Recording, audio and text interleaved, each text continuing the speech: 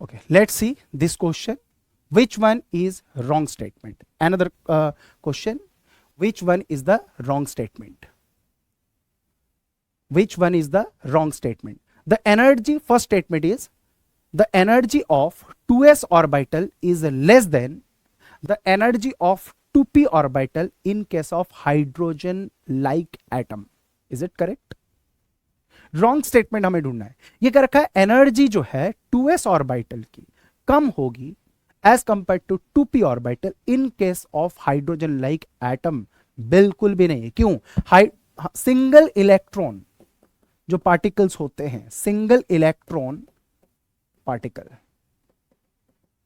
इसमें हमेशा एक बात ध्यान रखिए, nth लेवल में जितने भी आपके ऑर्बिटल्स या सबशेल्स होंगे सबकी एनर्जी बराबर है. मतलब अगर मैं बात करूं for hydrogen, hydrogen like particle, इनका एनर्जी का ऑर्डर क्या है, 1s सबसे कम, फिर उसके बाद 2s और 2p की एनर्जी हमेशा क्या है, बराबर है. फिर उसके बाद 3s, 3p, 3d, इनकी एनर्जी क्या है, बराबर होती है.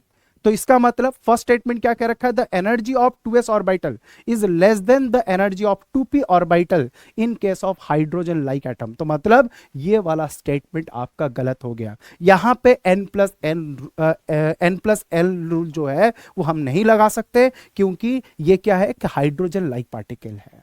क्लियर? तो दैट मीन्स नेक्स्ट ऑप्शन क्या दे रखा है, ये भी चेक कर लेते हैं. The de Broglie's wavelength is given by lambda is equal to h by m v. तो mass m is the mass of the particle, v is the velocity of the particle. बिल्कुल सही बात है.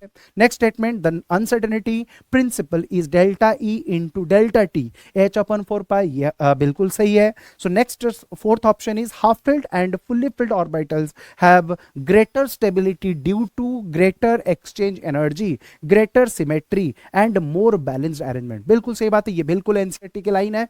तो ये क्या है, दैट इज करेक्ट स्टेटमेंट. तो हमारा इस इसमें करेक्ट ऑप्शन क्या है, that is A option is our what correct option, या तो रॉन्ग स्टेटमेंट माना जाएगा.